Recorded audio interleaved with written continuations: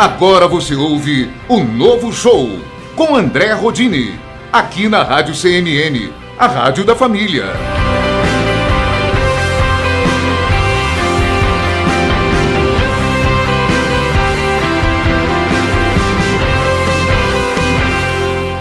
Olá, muito bom dia. Eu sou Marisa Cury, jornalista e apresentadora de TV e agora assessora parlamentar do vereador André Rodini, do Partido Novo, que muitos aqui já conhecem, mas a gente, claro, quer sempre levar essa mensagem e o trabalho que ele faz para muito mais pessoas conhecerem. André Rodini, muito bem-vindo. Obrigado, Marisa. Esse papo vai ser muito produtivo, né, para a gente atingir mais pessoas e mostrar realmente qual a sua filosofia, quais as bandeiras que você levanta como vereador, como empresário. É preciso sempre desnudar as pessoas, tirar as máscaras, tirar as roupas, as coisas que escondem as pessoas, para que a mensagem seja sempre a mais verdadeira possível. Eu estou aqui hoje despido de todas as minhas imperfeições, espero assim, para a gente poder entregar para as pessoas a mensagem daquilo que a gente realmente é. Muitas vezes, Marisa, as pessoas desconfiam, né? Falam assim, nossa, mas é tão... às vezes, assim, a pessoa parece que está forçando, parece que não é. Então, assim, quanto mais a gente conhece as pessoas, mais fácil é da gente tomar a decisão. Tinha um governador aqui no estado de São Paulo, ele chamava Mário Covas. O Mário Covas, ele foi um grande político, e ele falava assim que quanto mais informações as pessoas têm, melhor é a decisão na hora de votar.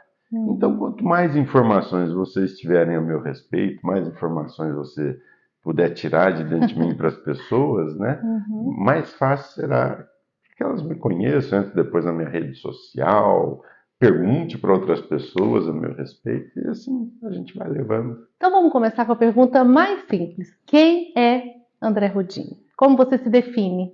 Olha, hoje eu sou um homem de 55 anos, vivi numa geração, fui nascido e criado numa geração que a gente tinha assim, muito respeito pelas pessoas mais velhas, pai, mãe, família, são valores muito importantes para mim. E eu me considero uma pessoa conservadora, né? Eu sou de uma geração assim, que se moldou sem internet.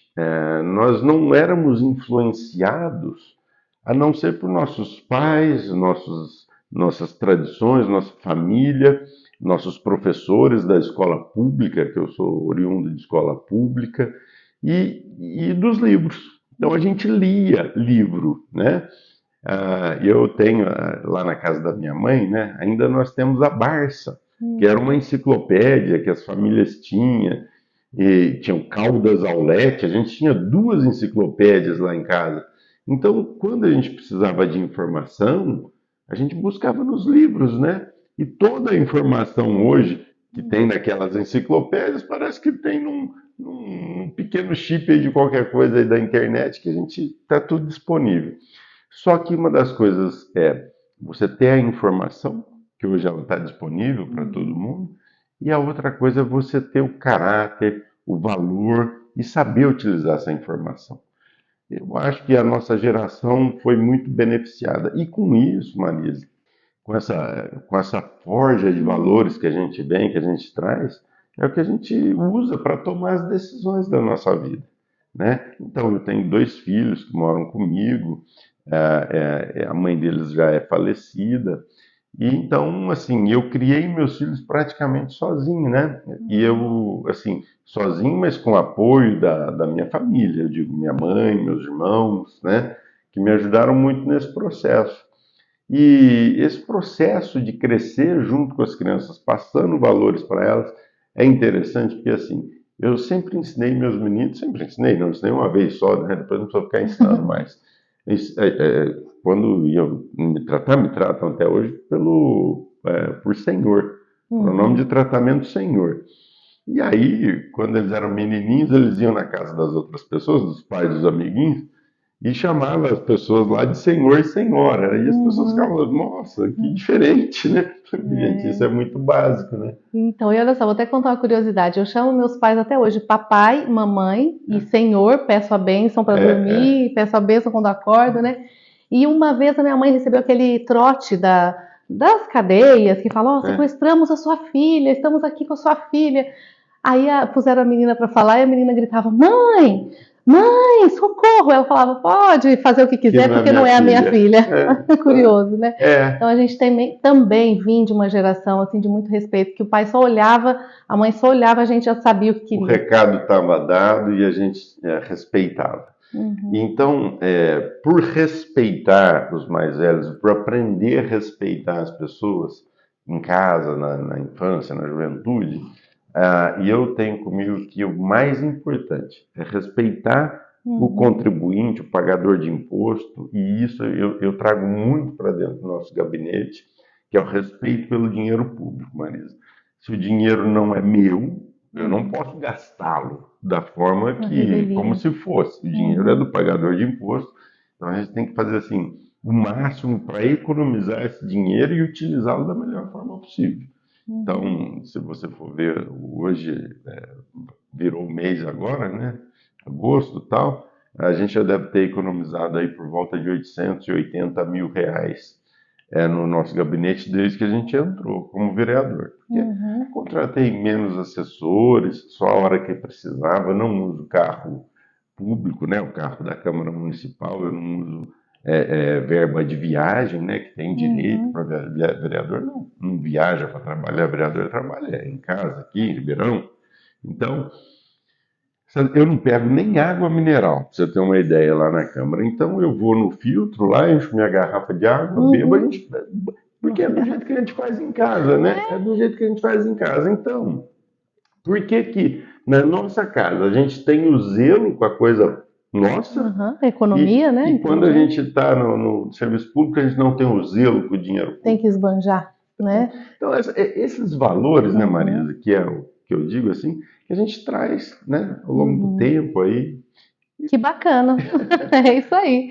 E é uma marca registrada, né? A gente sabe assim de todo o seu caminhar, né? De todo o caráter, da honestidade, que são assim características que deveriam ser natas, né? De qualquer político. Não devia ser uma coisa assim tão admirada, mas a gente sabe que você tem e que muitos por aí não têm, porque a política é muito manchada no nosso Marisa, eu, país. eu nem gosto assim de falar assim, político honesto, porque É uma, né? É o tão, mínimo do uma mínimo, né? coisa que eu nem gosto de falar. Ah, o que, Uhum, que você é honesto? Não, pelo amor de Deus, tem tantas outras coisas para eu falar uhum, que assim a honestidade é a base, né, de tudo, né? É o que eu te falei, desses valores que a gente traz de família. Meus pais eram servidores públicos, né? Meu pai era supervisor de ensino, professor, diretor de escola, minha mãe a mesma coisa. E a gente vivia num ambiente de respeito, de zelo das coisas. Então, essas partes a gente passa. Aí a uhum, gente vai para uma parte mais. Bom, beleza, honesto é a base, o que mais que você faz? É uhum. aí, então, que eu busco desenvolver o meu trabalho, sempre pautado em muita determinação. Eu acho que a pessoa que me conhece ou que não me conhece, e fica vendo, às vezes aparece um filme, né? Cai numa rede de WhatsApp de alguém, um filme do Uhum. Rodini falando, eu entro, né, na história de verdade, as veias do meu pescoço saltam, Saltam. e Mas, assim, e a gente tem que mostrar o que a gente realmente é. é. E essas coisas, Marisa, a gente não consegue fingir. O discurso e o político, para que serve o político? O político, o parlamentar, ele tem que falar, ele tem que se posicionar. E quando eu me posiciono, é de uma forma muito determinada, porque eu estou sempre muito convicto daquilo Uhum, que eu vou falar. Porque uhum, aí volta naquilo que a gente falou. Bate com os meus valores, bate, então você não tem que inventar. Aí uhum. você simplesmente fala o que tem no coração, com dados, com informações corretas, tudo convicto do que está falando. Olha, eu tenho feito esse trabalho com, eu acho que, assim, com bastante Com dedicação. certeza. E não muda o discurso, né? O discurso é o mesmo, porque a verdade é a mesma, né? Marisa, quando eu pensei em entrar na política, isso foi num momento muito difícil aqui em Ribeirão Preto. Eu sempre fui plantador de árvore. Eu gosto de plantar árvore, todo ano eu planto muitas árvores, não saberia dizer quantas árvores eu já plantei. Então eu pensava em entrar num partido político que me ajudasse a fazer esse Uhum. trabalho, de plantar árvores, de cuidar de parques, jardins, tudo. Eu entrei num partido que tinha esse perfil, ou deveria ter esse perfil. E ali fiquei um bom tempo, tal. Aí aconteceu uma coisa muito triste aqui em Ribeirão Preto. Ah, foi até matéria de um grande jornal de uma rede de televisão importante aqui no Brasil, provavelmente tem mais audiência no horário nobre. Ribeirão Preto tinha uma favela que chamava Favela da Família. A Favela da Família, ela ficava ali próximo à Avenida Recife. Uhum. E a gente tinha um grupo de internet que a gente ajudava as pessoas. E a gente começou a levar cobertores, esse tipo de trabalho que a gente faz assim, por amor ao próximo. Era uma coisa discreta, mas a gente fazia, com aquela comunidade. E ela se chamava Favela da Família, porque só tinha trabalhador ali, só tinha pai de família, crianças, Uhum. era fácil trabalhar com essas pessoas, né? E aí, essa área era uma área particular, que o dono pediu a reintegração de posse. E o juiz deu, e quando o juiz dá a reintegração de posse, ele intima a polícia a cumprir, cumpra-se. E a polícia, usando de todos os equipamentos, né, cumprindo a ordem judicial, foi para esse local para fazer a retomada de posse. E a gente estava muito envolvido e sabia que dia que isso ia acontecer. Então eu me lembro, era um dia muito frio, É uma cena né? triste, Era né? uma cena triste, um dia frio, e 6 horas da manhã, o batalhão da polícia chegando, com uma cena muito triste assim de ver, eu lembro. Aí, beleza, a gente estava lá e estava sendo feita a retirada das pessoas daquela área, tudo, e eu olhava para o lado, não tinha, não tinha um procurador da prefeitura, não tinha defensoria pública, não tinha. E, Uhum. e o pior, naquele momento a nossa ex-prefeita estava na Disneylândia, passando férias na Disneylândia, e as pessoas ali sendo esbulhadas. E eu falei, gente, não é possível. Então eu vou entrar para a política, porque Uhum. política eu entendo que seria a hora de ter tido uma forma de evitar a Uhum. forma como foi feita, nessa coisa toda. E eu vou entrar para a política de verdade, eu vou Ali disputar. despertou ali no seu Vou coração. despertar. Isso já faz mais de 10 anos. Uhum. E eu só consegui me eleger vereador mesmo nessa última eleição. E hoje eu tenho feito esse tipo de acompanhamento, não muito em núcleos de favela, tudo. Eu acabei direcionando para outra área, a nossa área de atuação política, Uhum. né? Que é fiscalização do dinheiro público, essa coisa que a gente faz Uhum. bastante. E Combate à agora, corrupção. voltando à política para pessoas da terceira idade e moradores não, pessoas Pessoas. em situação de rua. Eu Sim. acho que é o que meu coração me pede mais e é para onde eu Uhum. vou direcionar todas as minhas forças agora nessa segunda parte Que da. bacana. Bom, vamos falar um pouquinho primeiro como foi sua formação, né? Como é que você chegou? Você é empresário, né? Já falou aí como é que surgiu a vontade de ser um político e como que chegou ao cargo de vereador. Então vamos falar sua formação e também como é que foi a sua trajetória política até aqui. Eu me formei em Direito na UNAERP.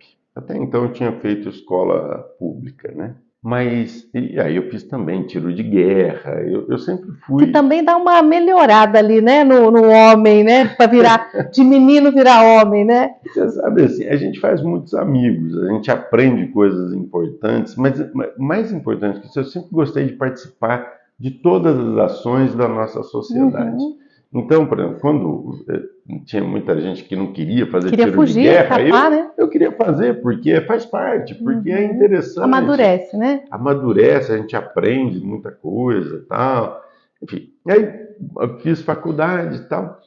E eu estava fazendo a faculdade de Direito, porque o meu pai, ele era formado em Direito e ele estava se aposentando e eu queria, junto com ele, montar uma banca. Eu sempre tive uma admiração maravilhosa pelo meu pai. Eu acho que era além de uma relação pai-filho.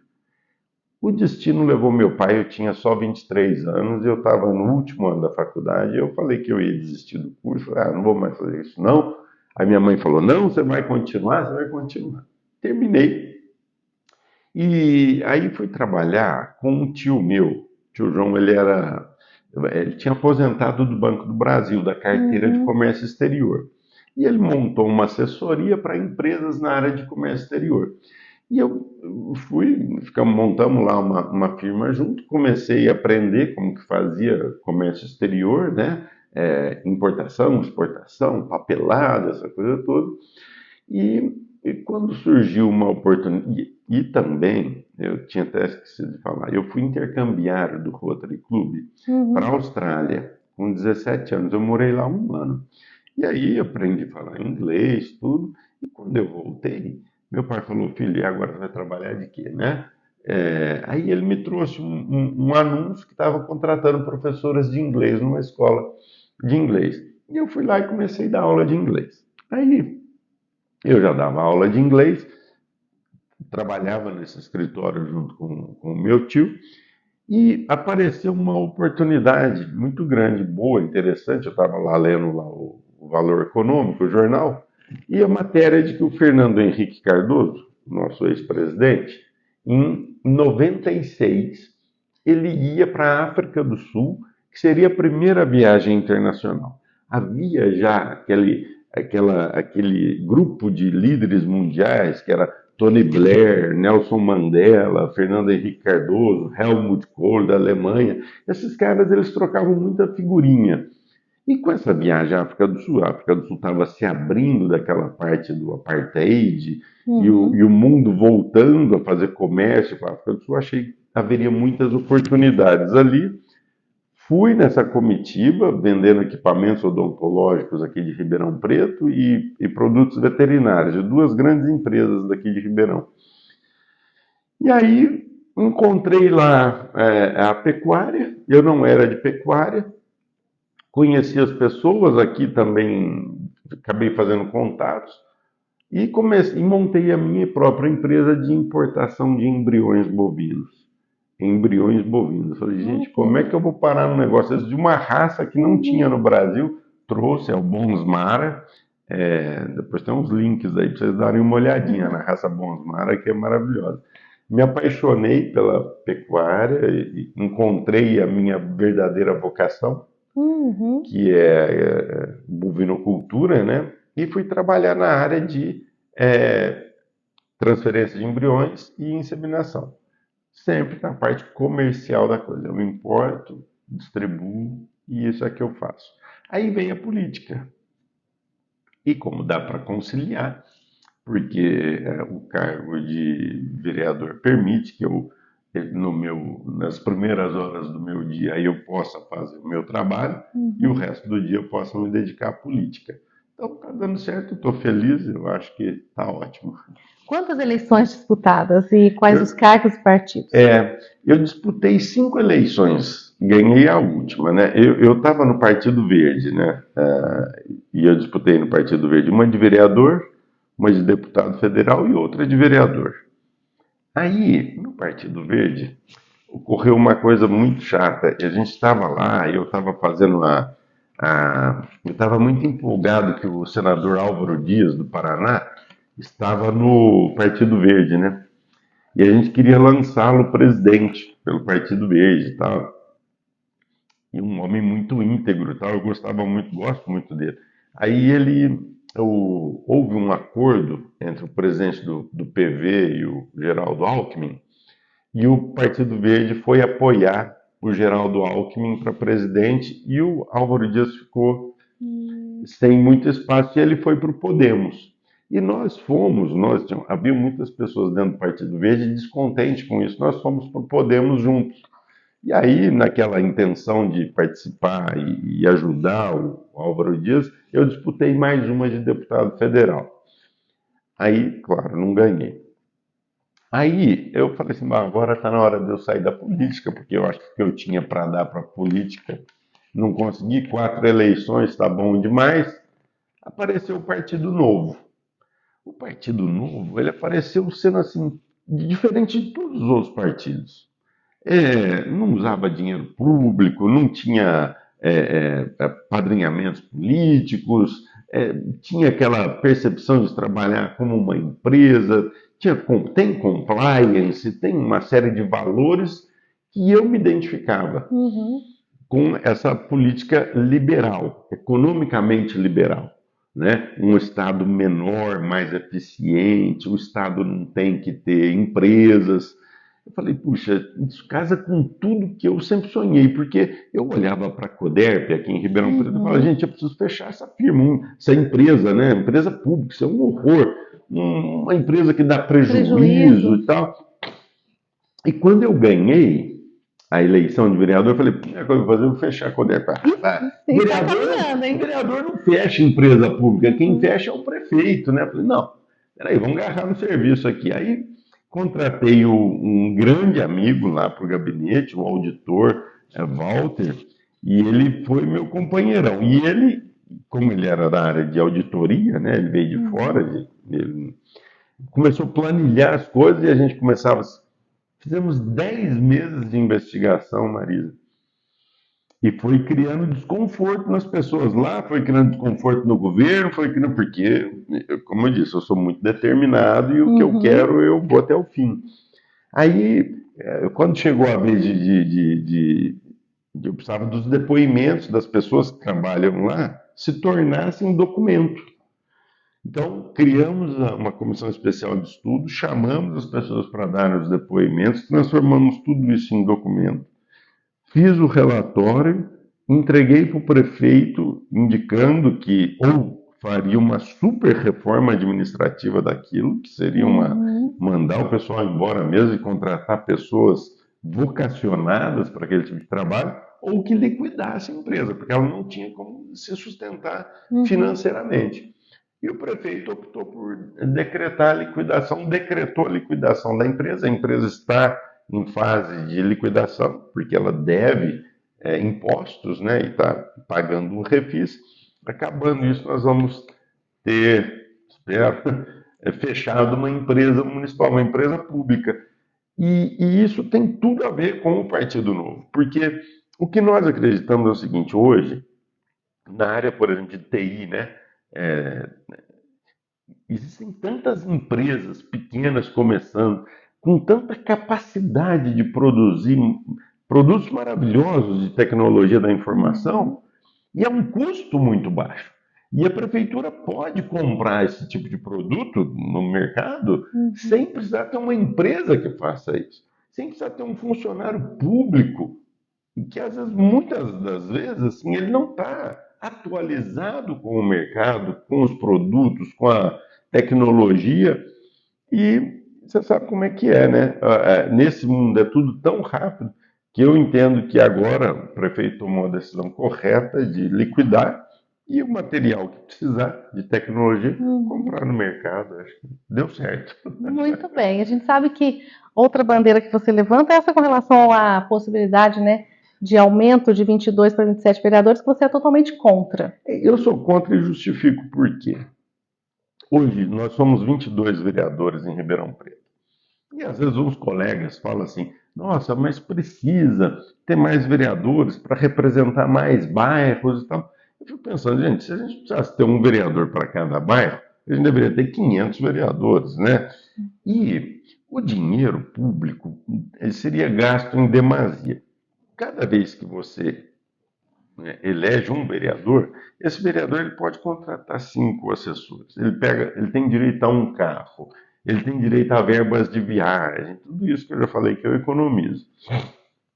Como os colegas ainda não têm a cultura dessa economicidade, isso custará para Ribeirão Preto um valor em dinheiro muito alto, que pode ser, por exemplo, utilizado esse dinheiro nas reformas que a gente precisa. O serviço de saúde está muito ruim. Uhum. Todos os dias a gente recebe lá no nosso Sim. gabinete: olha, vereador, ajuda, minha mãe está lá, e Não a tem gente não tem o que vaga. fazer Uhum. porque é um serviço regulado pelo Estado de São Paulo, bom, enfim. E a outra coisa, por exemplo, e uma coisa que a gente está vendo hoje muito importante é acolhimento para idosos. Não temos em Ribeirão Preto uma quantidade de entidades suficientes para acolher tantas pessoas. Mas se a gente tivesse esse dinheiro que é gasto, então eu já te disse aí que eu economizei 880 mil reais nesse período, se eu pudesse transferir esse dinheiro, eu transferiria sem dúvidas para uma entidade que acolhe idosos. Mas como eu devolvo para a prefeitura esse dinheiro, eu espero que a prefeitura utilize esse dinheiro da melhor forma. E sempre falam assim que a Câmara Municipal devolve dinheiro para a prefeitura. Ela não devolve dinheiro para a prefeitura, esse dinheiro é do povo. Então, por exemplo, o que não foi gasto, porque a gente tem um orçamento próprio, né? Que chama duodécimo. É um percentil do orçamento que vai para a Câmara Municipal. Quando não é utilizado, ele tem que ser devolvido, né? Então, às vezes, eles querem gastar bastante esse dinheiro, talvez tendo mais vereadores para gastar. Eu acho que esse dinheiro pode ser melhor utilizado onde ele é mais necessário. Muito bem. E outra questão que você combate muito, né, a corrupção, como a gente falou, é uma coisa tão básica, tão óbvia, mas que é uma imagem muito manchada na política brasileira. Então, eu conheço você há muitos anos e eu, como entrevistadora, né, a gente já teve a oportunidade de estar juntos, e eu sempre senti muita retidão, né, esse comprometimento com a população, de realmente fazer a diferença. Eu te pergunto o que que a cidade precisa para melhorar e o que que precisaria para a classe política também ser mais reta. Você não educa uma pessoa adulta assim para ser correto. A pessoa é correta ou ela não é correta. Mas você tem ferramentas que auxiliam muito o serviço público, que é o portal de transparência. Os portais de transparência o da própria Câmara Municipal, ele é defasado, ele não tem assim muita informação, né? Portal de transparência do SAEP, da prefeitura, né? Se todas as informações forem colocadas lá imediatamente, quando elas são geradas, isso já favorece bastante a nossa fiscalização do bom uso do dinheiro público. E a corrupção, e nós tivemos um governo muito corrupto aqui em Ribeirão Preto, que levou uma operação da Polícia Federal chamada Sabandige, que colocou pessoas na cadeia, que apontou valores de desvio de dinheiro na ordem de 200 milhões de reais, toda essa coisa, aconteceu por conta de um grupo se achar dono da cidade. E aí esse grupo, havia uma empresa que ela se beneficiava da terceirização do serviço da prefeitura. Essa pessoa que era dona da empresa acabou suicidando-se não, desculpa, acabou suicidando e com isso a prefeita foi para a cadeia, os vereadores envolvidos, aquela coisa toda. E aí que a gente fala, Marisa, se toda a transparência tivesse nos portais, se nós tivéssemos códigos de conduta compliance, se nós tivéssemos POPs, que são procedimentos operacionais padrões, que a gente seguisse cada coisa da forma como ela é. Se os projetos de lei não fossem colocados assim no meio da sessão para ser votado, assim de uma forma que às vezes a gente duvida da boa intenção, tudo, nós poderíamos estar com uma sociedade um pouco mais avançada, né? Eu luto para que isso aconteça, tenho feito esse trabalho, mas assim, eu acho que a gente precisa sempre renovar a política, né? O Olavo Bilac que dizia que políticos e fraldas devem ser trocados periodicamente pelo mesmo motivo. Então, eu acredito nisso. Não estou na política para fazer carreira. Não sei mais quanto tempo eu vou ficar. Não vou ficar muito tempo na política, mas eu ainda tenho coisas para fazer. Mas eu acho que a gente deve passar o bastão para aqueles mais jovens, bem intencionados, aqueles que querem de verdade participar da vida pública. E o mundo, a cidade, pertence aos jovens, né? Eles vão assumir tudo isso. Então é importante que o jovem participe da política. Mas o jovem hoje, assim, o que a gente vê, assim, existe muito desinteresse e existe muita captação desses jovens para algumas ideologias que, na verdade, o jovem, né, ele, por ele não ter a experiência, ter muito ímpeto, muita vontade de fazer, ele acredita naquilo e entra de verdade. Só que aí depois vem os boletos, as contas para pagar, a vida vai ensinando como é que as coisas são de verdade e às vezes ele se frustra.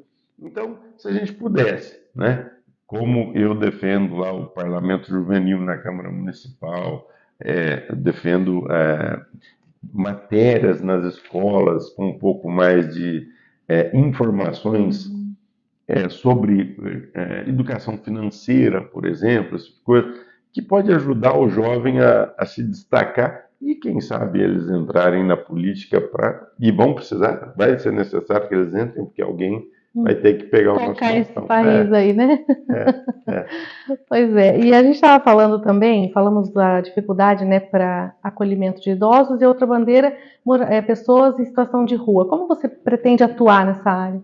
Olha, eu contratei recentemente a Natália, ela é assistente social. Fizemos um processo seletivo, como a gente faz no nosso gabinete, escolhi uma pessoa muito dedicada, muito competente e que conhece bastante e principalmente que tem muito valor humano no seu coração. Então, todas as políticas que envolvem pessoas, seja ela em situação de rua, seja ela abandonada em casa, jovem, criança, velho, pessoa com deficiência, o que for.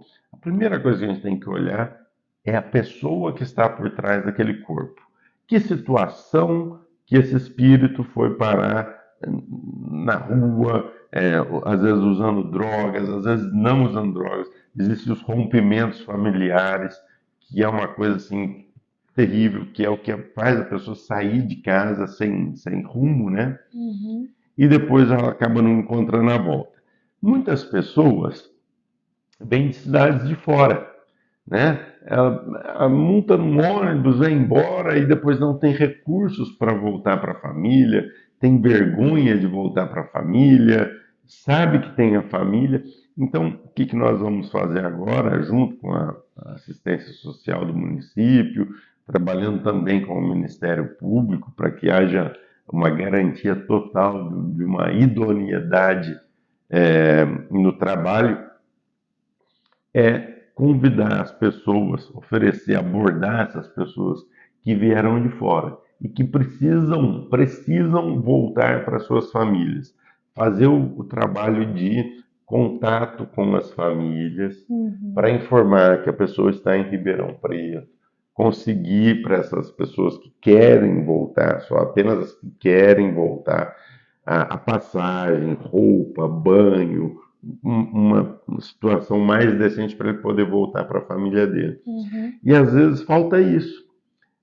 A gente precisa ser a ponte, né, entre as pessoas.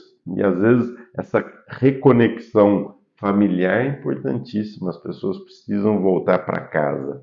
E casa é onde está a família. Pois é. E a questão de idosos também. A gente sabe que você já conseguiu algumas emendas, algumas ajudas, né, para instituições que acolhem idosos em Ribeirão.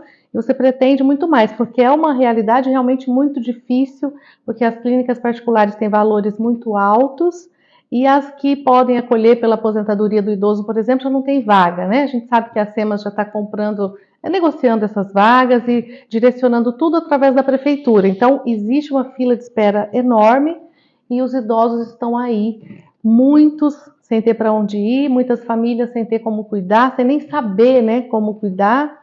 E é uma situação que você também tem como buscar recursos, você tem a boa vontade, a boa intenção, e existe uma demanda aí reprimida muito grande. Marisa, eu já fui do conselho fiscal da casa do vovô, antes de entrar para a política, né? Eu conheço a casa do vovô a fundo, a situação, a necessidade e tudo mais. Faz um trabalho excelente, né? Dr. Luiz Gaetani, quando ele montou a casa do vovô, e esse ano vai fazer 50 anos de casa do vovô, era uma chácara e ela foi projetada para que os quartos, uma parte da chácara, fosse pago. Ou seja, como são as casas hoje de acolhimento aí na cidade. A pessoa vai, paga para o pai e para a mãe ficar. E a outra parte era uma parte que fazia a parte filantrópica. Muito bem. Com o advento do surgimento de novas casas para idosos aí na Zona Sul e tudo mais, muitos, muitos filhos tiraram os seus pais da casa do vovô e levaram para essas clínicas melhores. A casa do vovô fechou a parte de cima que chamava Casa da Amizade. Mas existem mais de 90 leitos lá que podem ser aproveitados para exatamente esse mesmo propósito. E aí, o deputado, que não é mais deputado, mas ele era deputado federal, Alexis Fontaine, me enviou R$ 1,5 milhão de emenda para esse pedido que eu fiz para ele, para a casa do vovô, para a gente fazer a parte de cima. Falei com o prefeito, apresentei o projeto, o prefeito gostou, o secretário da Casa Civil gostou, fomos até a da casa do vovô, eu, o secretário da Casa Civil, a secretária de Saúde e a secretária de Assistência Social, num trabalho conjunto para reformar a parte de cima e poder receber mais idosos. A Casa do Vovô tem expertise para fazer isso, eles são muito bons, é uma entidade muito acolhedora, de verdade, e se a gente puder aumentar a demanda hoje por esse tipo de serviço é altíssima. Nós temos mais de 600 vovôs hoje na fila de espera imediata para ser internados, para ser acolhidos, na verdade, e a gente sabe que não tem vagas. Então, é uma situação muito triste. Eu quero seguir colaborando com isso para aumentar as vagas. Muito bem. O que mais que pulsa nesse coração aí, hein, para fazer uma cidade melhor? A gente tem que acordar todos os dias pensando que a cidade é nossa. A gente tem que olhar a cidade com um olhar de dono. Não aquele dono que explora, mas aquele dono que cuida. Então, todos os dias eu acordo e falo: o que eu posso fazer para a minha cidade para ser melhor? Eu tenho um hábito que eu adquiri que todas terças, quintas e sábados, que é o dia que passa o lixeiro na minha rua, eu moro num bairro, então eu saio e cato todo o lixo que está espalhado na minha rua, coloco num saco e o lixeiro leva. Mas isso não seria um trabalho da prefeitura? A gente não pode esperar. A gente tem que fazer a nossa parte, né? E eu faço a minha parte com amor. E eu acredito que se a gente seguir, todos nós, dedicados a olhar a cidade como se ela fosse nossa, né? Do serviço de saúde, serviço de segurança, serviço de educação, eu sou o dono, eu quero cuidar disso aqui. Acho que é isso que faz a gente acordar todos os dias e falar: vamos trabalhar, e tem muita coisa para ser feita aí. Pois é. Nós já estamos caminhando para o final aqui do nosso bate-papo, mas vale ressaltar que você tem também um trabalho de voluntariado que você nem faz em Ribeirão, que você não quer linkar isso com política, né? Você faz em uma outra cidade, mas também o voluntariado pulsa nas suas veias. Eu sempre gostei de ser voluntário. Por muito tempo, eu fui voluntário na Devirp. Eu tenho essa voz, assim. E eu gravava audiolivros lá para as pessoas com deficiência visual, né? Eu era doador de voz lá. E hoje eu faço, todas as sextas-feiras, eu faço um recolhimento de doações no CEAGESP, para uma comunidade lá em Jardinópolis. Às vezes eu até recebo crítica: pô, você devia fazer por Ribeirão e tal, mas a gente, às vezes, por estar na vida pública, podem confundir, às vezes, uma coisa que é uma coisa assim, mais de foro íntimo meu. Eu acho que a gente não deve misturar as coisas. Um ser humano em necessidade aqui em Ribeirão é um ser humano em necessidade em Jardinópolis. O que a gente pode fazer para acolher um ser humano, um ou dois, ou quantos forem, tanto melhor. E não interessa muito aonde a pessoa está. A necessidade dele fala mais alto, está tudo certo. Pois é. E a gente deixa claro aqui que qualquer pessoa que precise, né, de algum atendimento, de algum trabalho, de algum auxílio, pode te procurar como vereador no gabinete. A gente está sempre aberto ali a receber as demandas, encaminhar e tentar ajudar Ribeirão também, né? Sim, o vereador, ele tem uma função muito importante na cidade, que é fazer a ponte entre o serviço público e o município. Então, se eu puder ser a ponte para alguma necessidade, faço com o maior prazer. Só última pergunta, tem um trabalho seu que já está em andamento, eu sei que também já fez muita diferença pela cidade, que é o COINFARP, né? Que é uma comissão que tem aí melhorado muito o visual da cidade, tirado fios que estão perdidos pela cidade, que são inutilizados, que podem até oferecer algum risco, né, para a população. Antes de eu ser eleito, eu sempre tive uma preocupação muito grande com esses fios que ficam pendurados, né? Eu falei, olha, quando eu for um vereador, eu vou limpar a cidade. Pô, mas vereador não faz. Procurei as cidades que já faziam isso, e Bauru foi a pioneira. E o serviço que era feito em Bauru, com bastante competência, apareceu numa matéria, numa revista. E eu peguei aquilo e falei, vamos fazer isso em Ribeirão. Aí propus o projeto de lei para o prefeito produzir, porque é de competência do executivo. Entreguei para ele pronto, ele gostou. Criamos a COINFARP, que é a Comissão de Infraestrutura Aérea de Ribeirão Preto, né? A infraestrutura aérea, que é dos postes, envolvia a CPFL, todas as teles, fizemos reuniões antes de criar a COINFARP, criamos, e agora estamos trabalhando no sentido de tirar os fios mortos. Muita gente que é daqui de Ribeirão vai saber que nós tínhamos uma empresa de telefonia chamada CETERP. Até hoje tem cabo da CETERP em muitos postes de casa, porque nunca ninguém tira cabo, só põe, né? E agora esse trabalho nosso é de retirada dos cabos inservíveis e daqueles que estão sendo colocados de forma irregular, o famoso cabo pirata, né? Para dar limpeza, para dar segurança. Nós já tivemos mortes, nós tivemos muitos acidentes com motociclistas e nós queremos e precisamos acabar com esse tipo de acidentes o mais rápido possível e também fazer a despoluição visual da nossa cidade. Tá certo. Então eu resumo esse bate-papo e o seu cuidado com a cidade, né? Eu acho que a gente tem que valorizar pessoas assim, que têm essa intenção, essa boa intenção de colaborar com a cidade, de ajudar pessoas, sem interesse próprio. Isso eu vejo muito em você.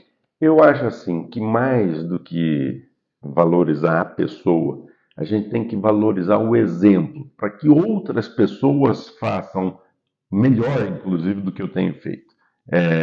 Tudo que a gente pode ensinar a alguém, a gente só pode ensinar pelo exemplo. A fala não ensina nada, a leitura ensina muito pouco, mas o exemplo ensina demais. Então, espero ser esse agente que mostre que é possível fazer muito mais com muito menos. Excelente. Obrigado. Então, encerramos assim esse bate-papo. Até uma próxima oportunidade. Tchau, tchau. Obrigado. Quando precisar, Prever Campos Elíseos. Assistência familiar, carinho, respeito e dedicação ao alcance de todos. Avenida Saudade 630. Fone 3434-1000. Quem ama seu pet, agora vai ficar mais tranquilo. Crematório Pet Prever.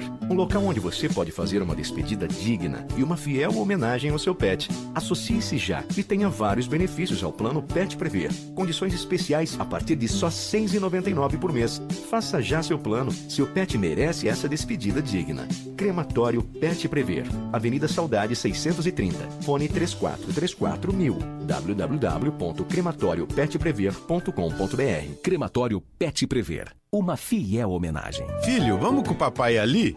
Papai, onde estamos indo? Na Prever Campos Elíseos, filho.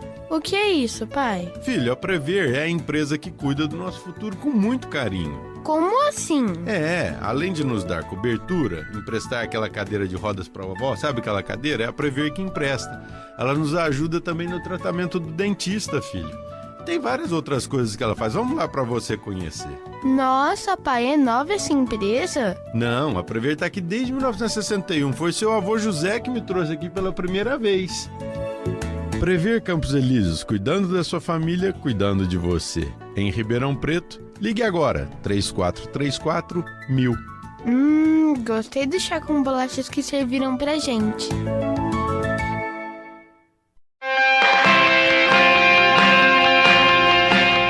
E aqui, semana que vem de volta no mesmo horário com o novo show, André Rodini.